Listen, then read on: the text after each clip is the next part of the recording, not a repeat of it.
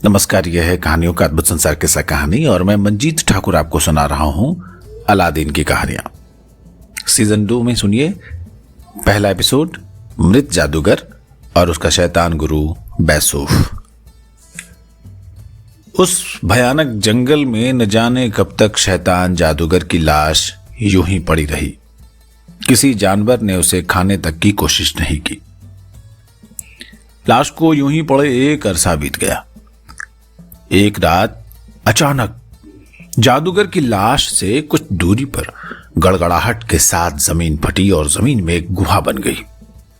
गुफा से खतरनाक शक्लो सूरत का एक बूढ़ा व्यक्ति निकला। बूढ़े के चेहरे पर से हैवानियत साफ टपक रही थी।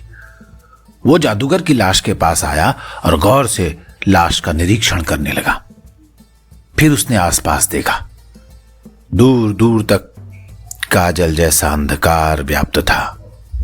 कभी कभार दूर से किसी जानवर के बोलने की आवाज आ जाती थी। बूढ़ा व्यक्ति आगे बढ़ा और उसने मृत जादूगर की लाश को किसी रबर के बबुए की भांति उठाकर कंधे पर डाल लिया। जादूगर की लाश को आसानी से उठा लेने पर उस व्यक्ति की बूढ़ी हड्डियों की ताकत का अंदाजा हो जाता था। यकीनन वो बूढ़ा आदमी अभी भी ताकतवर था। जादूगर की लाश को कंधे पर डालकर वो चुपचाप उसी गुफा में समा गया, यानी जिस गुफा से निकला था।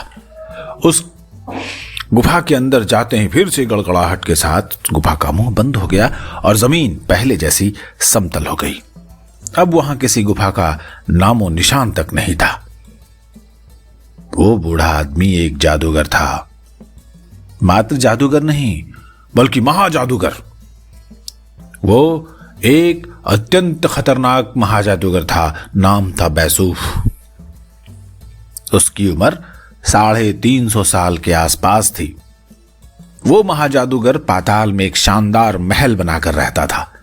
उसने सैकड़ों शिष्य बनाकर रखे थे जो दुनिया में कोने कोने में फैले हुए थे। वो महाजादूगर पहले धरती पर ही रहता था। तरह तरह के गैर इंसानी हरकतें और कारनामों से भोले भाले इंसानों को परेशान करता रहता था। उसके कारनामों से तंग आकर लोगों ने उसे जान से मारने की कोशिश की। तब महाजादूगर बैसूफ डरकर पाताल लोक में जा छुपा। तब से अब तक वो वहीं पर रह रहा था।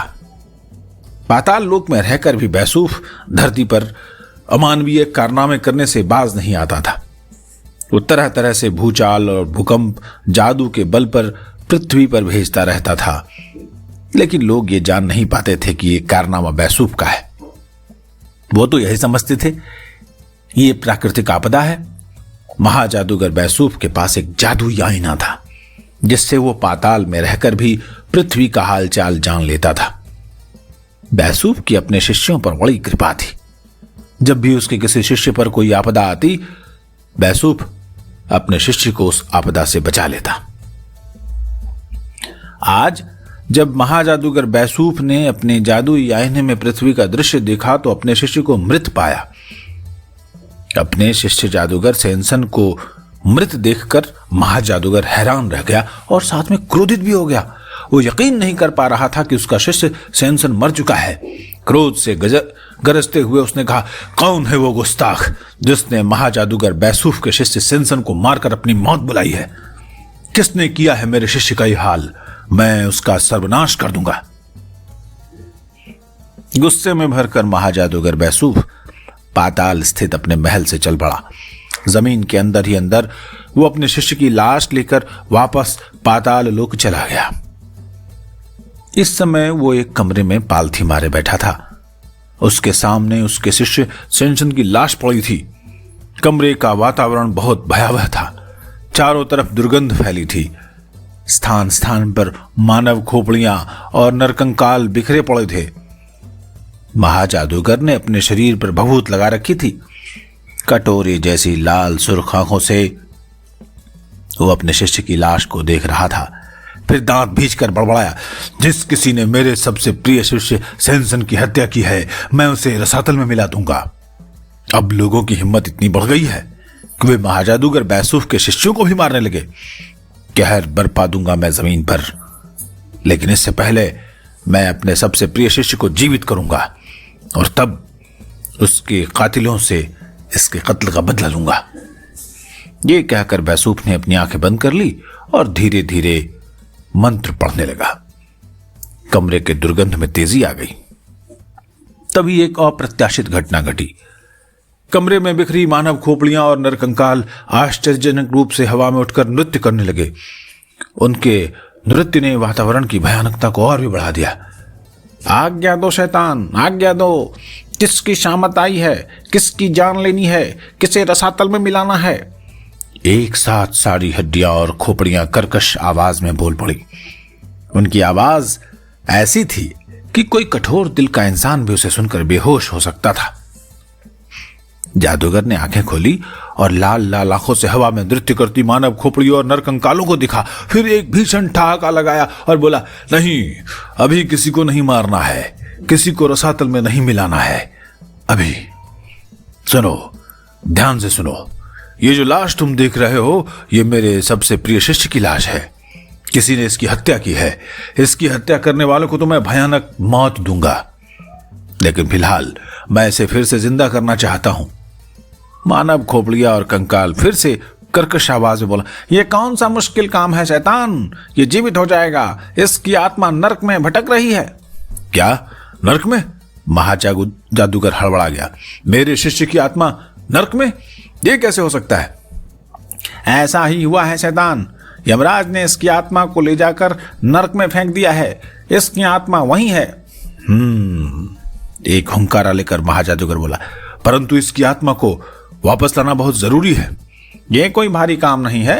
एक नरकंकाल बोला, आप आज्ञा दें, हम सभी अभी जाकर इसकी आत्मा को नरकलोक से निकाल लाते हैं। नहीं, सभी नहीं, इस काम के लिए सिर्फ विश्वंभर जाएगा। हवा में तैरता एक कंकाल नीचे उतरा, बैसूफ के सामने सिर झुकाया और बोला, आप फिक्र न करें शैतान, मैं अभी जाकर आपके शिष्य की आत्मा को नरकलोक से आजाद करा कर लाता हूं। आप मेरी यहीं प्रतीक्षा करें। इतना कहकर नरकंकाल आकाश की ओर उड़ चला। बैसूफ ने एक जोरदार ठहाका लगाया और जाते हुए विश्वंभर को पुकारा, जरा जल्दी लौटना विश्वंभर, मुझे अपने शिष्य को जीवित करके उसके हत्यारों से भयानक बदला लेना है। मैं शीघ्र लौटूंगा शैतान।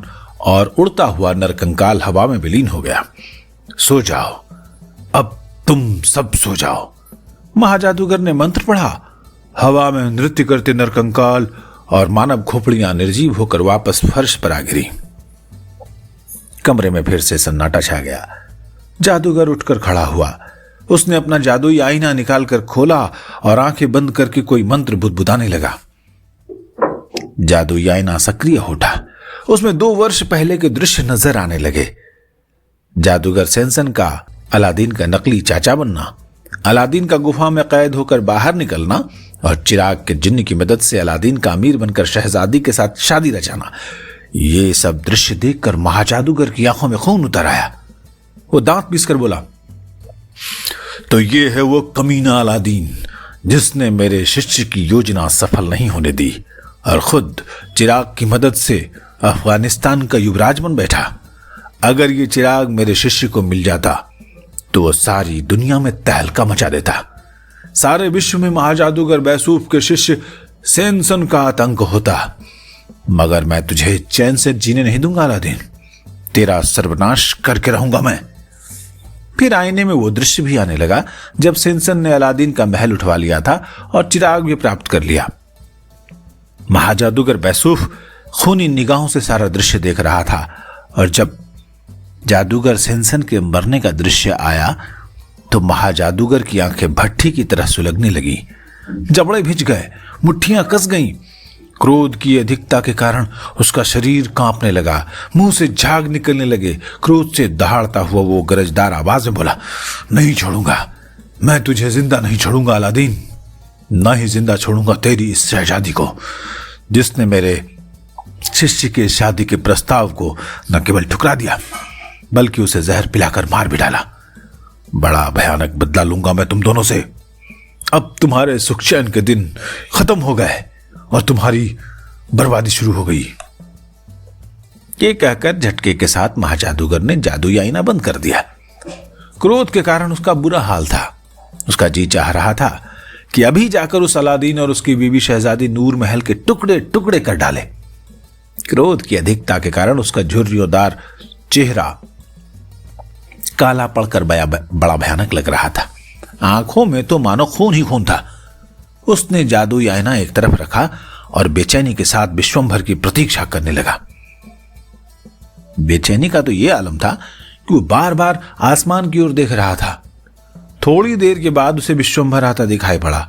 उसने बेचैनी से पहलू बदला और नीचे उतरते विश्वंभर से उत्सुकता से पूछा, लौट आए? क्या तुम सफल होकर लौटे हो? विश्वंभर जब किसी कार्य से गया तो उस कार्य को पूरा किए बिना कभी वापस नहीं लौटा शैतान। विश्वंभर की बातों में ही नहीं, स्वर में भी कामयाबी की झलक थी। मैं आज भी सफल होकर लौटा हूं।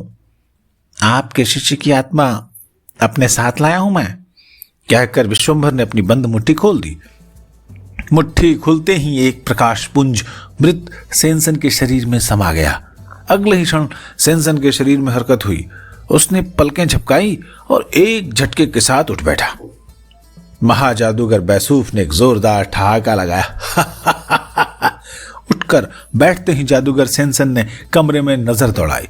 अपने गुरुदेव महाजादूगर शैतान बैसूफ को सामने देखकर वो आश्चर्य से उछल पड़ा। गुरुदेव आप? हाँ प्यारे शिष्य सेंसन, ये हम यहाँ हैं, महाजादूगर ने गर्व से कहा। गुरुदेव, चिल्लाता हुआ सेंसन अपने गुरु के कदमों में गिरकर फूट फूट कर रोने लगा। रो मत मेरे बच्चे, रो मत। महाजादूगर ने सेंसन के कंधों को पकड़कर उसे ऊपर उठाते हुए कहा, मैं सब जान चुका हूं। मैं जान चुका हूं कि तुझे अफगानिस्तान के निवासी अलादीन ने बहुत सताया है। तू उसकी बीवी को प्राप्त करना चाहता था, परंतु उसने धोखे से तुझे शराब में जहर पिलाकर मार डाला। परंतु अब मत घबरा, मैं उस अलादीन से तेरी हत्या का बड़ा भयानक बदला लूंगा। इसलिए मैंने तुझे अपनी शक्ति के बल पर फिर से जिंदा किया है, ताकि तू ही अपने हत्यारों का भयानक अंजाम देख सके। हाँ गुरुदेव, मैं भी उस अलादीन से बदला लेना चाहता हूं। अलादीन और उस शहजादी नूर महल ने मेरे साथ धोखा किया था। मैं उसकी खूबसूरती का दीवाना हो गया था और इसलिए उसकी चाल को समझ नहीं सका और उसने शराब में जहर मिलाकर पिला दिया। लेकिन अब मैं आपकी कृपा से दोबारा जीवित हो गया हूं और इसलिए मैं अलादीन से बदला जरूर लूंगा। महाजादूगर ने मुस्कुराकर अपना जादुई आईना निकाला और आंखें बंद करके मंत्र बुदबुदाने लगा। नरकंकाल विश्वंभर फिर से निर्जीव होकर फर्श पर गिर पड़ा था। जादूगर सेंसन चुपचाप खड़ा होकर अपने गुरुदेव की कार्य प्रणाली देखने लगा। मंत्र पूरा होते ही महाजादूगर बैसूफ ने आंखें खोल दी। सेंसन और बैसूफ की नजरें अब जादुई आईने पर टिक गईं। जादुई आईने पर एक दृश्य उभरा। वो दृश्य अलादीन के महल के कमरे का था। कमरे में अलादीन अपने बेटे अशरफ के साथ खेल रहा था। कुछ दूर बैठी नूर महल टकटकी लगाकर दोनों को निहार रही थी। जब अलादीन या उसका बेटा अशरफ हंसता तो वो भी मुस्कुरा देती। दृश्य देखकर जादूगर सेंसन की आंखों में लहू उतर आया। वो दांत किटकिटाने लगा। यही है ना तुम्हारे दोनों दुश्मन? बैसूफ की आवाज में गर्मी थी। हाँ गुरुदेव, यही है मेरे दुश्मन। बहुत मौज मस्ती कर ली इन दोनों ने। अब महाजादूगर बैसूफ इन्हें जिंदा नहीं छोड़ेगा, अपने शिष्य की हत्या का भयानक बदला लेगा। और कहकर बैसूफ ने आईना बंद कर दिया। जादूगर सेंसन ने पूछा, आप यहां कब से रहते हैं गुरुदेव? हमारे इस महल को बने 100 वर्षों से अधिक का समय बीत चुका है, लेकिन हम यहां पर 50 साल से रह रहे हैं। मैंने आपका यह महल देखा नहीं है गुरुदेव। जादूगर बैसूफ अपने शिष्य की बात पर हो करके हंसता हुआ बोला, कोई बात नहीं सेंसन, आओ आज तुम्हें हम अपना महल दिखाते हैं। और कहकर महाजादूगर बैसूफ सेंसन को साथ लेकर कमरे से निकल गया। सैकड़ों दास दासियों ने उन्हें झुक झुक कर सलाम किया। बहुत देर तक दोनों महल को देखते रहे। जादूगर सेंसन अपने गुरुदेव के महल और उसके राजसी ठाट बाट को देखकर चकित था। घूमते घूमते वे दोनों एक विशाल हॉलनुमा कमरे में पहुंचे। उस कमरे में सैकड़ों पत्थर की मूर्तियां खड़ी थीं। उन मूर्तियों को देखकर बैसूफ बोला, जानते हो सेंसन, ये मूर्तियां किसकी हैं? सेंसन ने नामे गर्दन हिला दी। ये मूर्तियां उन लोगों की हैं सेंसन, जिन्होंने महाजादूगर बैसूब से टकराने की हिमाकत की थी। कमरे में चहलकदमी करता हुआ बैसूब बोला, ये लोग मुझे मारने आए थे, लेकिन ये बेवकूफ महाजादूगर की शक्तियों से परिचित नहीं थे। अगर जान जाते कि महाजादूगर बैसूब महान है तो शायद मुझे मारने के बारे में सपने में भी नहीं सोचते, लेकिन इन्होंने बेवकूफी की और मैंने इन्हें अपनी शक्तियों से पत्थर की मूर्तियों में बदल दिया। फिर सेंसन की तरफ घूमकर बैसूब बोला, तुम्हारे दुश्मन अलादीन को मैं इसी तरह मूर्ति में बदल दूंगा। आप महान हैं गुरुदेव, आपके जैसा महान जादूगर विश्व में न कोई हुआ है और न कभी होगा। सेंसन अपने गुरुदेव की प्रशंसा किए बिना नहीं रह सका। अपनी प्रशंसा सुनकर बैसूब का सीना 4 इंच चौड़ा हो गया। वो गर्व के साथ बोला, हाँ, हम सचमुच ही महान हैं सेंसन, हमारे जैसा जादूगर विश्व में कोई दूसरा नहीं हो सकता। फिर बोला, आओ तो मैं बाकी का महल दिखाऊं। उस विशाल कमरे को पार करते हुए दोनों एक अन्य कमरे में पहुंचे। वो कमरा और भी बड़ा था और पलंग पर एक बेहद खूबसूरत नवयुवती गहरी निद्रा में डूबी हुई लेटी हुई थी। पलंग के चारों तरफ और भी कई सुंदरियां थीं जो पलंग पर सोई हुई नवयुवती को हवा कर रही थी। इतनी सुंदर नवयुवती सेंसन ने पहले कभी नहीं देखी थी। सेंसन सोचने लगा कि गुरुदेव भी एकदम रंगबाज हैं। तभी बैसूब ने पुकारा, क्या सोच रहे हो सेंसन? सेंसन हड़बड़ा गया। वो बैसूब के कदमों में गिरकर बोला, क्षमा कर दीजिए गुरुदेव, मैं फिर कभी ऐसी गलती नहीं करूंगा। सेंसन गिड़गिड़ाने लगा। हाँ, हम रंगबाज भी हैं सेंसन, बैसूब बोला। हम 350 वर्ष के जरूर हो चुके हैं, परंतु हमें बूढ़ा मत समझो। वो जो नवयुवती पलंग पर सोई है ना, वो हमारी नई पत्नी है। उसी क्षण वो नवयुवती एक मादक अंगड़ाई लेती हुई उठ बैठी और मुस्कुराकर उसने बैसूब की तरफ देखा। बैसूब बोला, अभी नहीं प्रिय, हमारा सबसे प्यारा शिष्य आज हमारे साथ है। अभी तुम सो जाओ, पहले हम अपने शिष्य की थकान दूर करेंगे। वो नवयुवती पुनः लेट गई। बैसूब ने सेंसन से कहा, इनमें से जो भी लड़की तुम्हें पसंद आए उसे लेकर दूसरे कमरे में चले जाओ। यहां तुम पहली बार आए हो, इसलिए ऐश करो। महाजादूगर बैसूब का अभिनंदन करके सेंसन ने एक लड़की का हाथ थामा और उस कमरे के बाहर चला गया।